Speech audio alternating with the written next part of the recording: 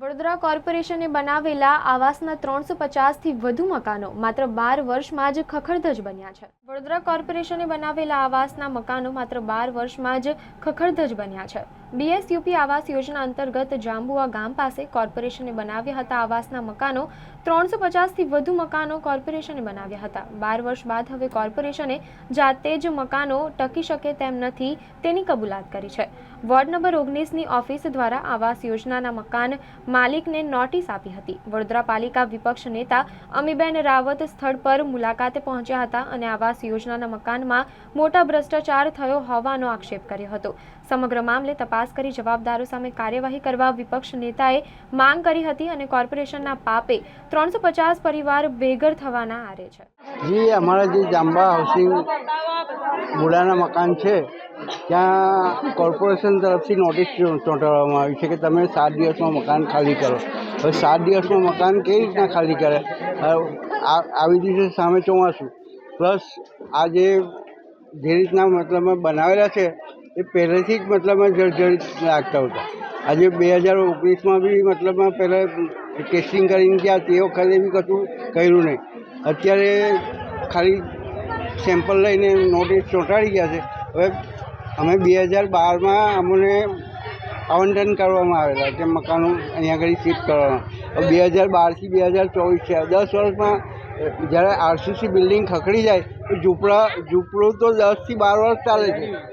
આજે તમે થાંભલા ઊભા કરીને ઝૂંપડું તમે ઊભું રાખો તો 10 વર્ષ તો આરામથી કાઢી કાઢે। તો આ તો આરસીસી બિલ્ડિંગ છે, તો આ કઈ રીતના ભ્રષ્ટાચાર થયો છે? અહેમદ અબ્દુલ દીવાન। બીએસયુપી આવાસ યોજના અંતર્ગત ગરીબોને સારા પાકા મકાન મળે એવી ઉત્તમ ભાવનાથી આ મકાનોનું કન્સ્ટ્રક્શન કરવામાં આવ્યું હતું। 2010માં વર્ક ઓર્ડર આપ્યો। 2012માં વિવિધ જગ્યાએથી કારેલીબાગ, એકતાનગર, કલ્યાણનગરના રહીશોને અહીંયા રિહેબિલિટેટ કરવામાં આવ્યા। રહેવા આવ્યા એના બીજા જ વર્ષથી ધાબામાંથી પાણી ગળતું હતું ને આ તમામ ફરિયાદો વચ્ચે 2019માં કોર્પોરેશને અહીંના સ્ટ્રક્ચરલ સ્ટેબિલિટી રિપોર્ટ કરાવ્યા।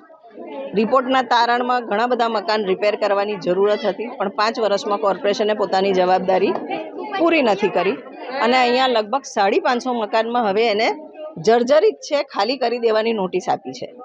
ગરીબ લોકો હતા છેક એકતાનગર, કલ્યાણનગર અને કારેલીબાગથી અહીંયા જાંબુઆ, જ્યાંથી શહેરમાં આવવા જવાના 200 રૂપિયા થાય એવી જગ્યાએ એમને રિહેબિલિટેટ કર્યા છે ગાઈડલાઇન્સની વિરુદ્ધ।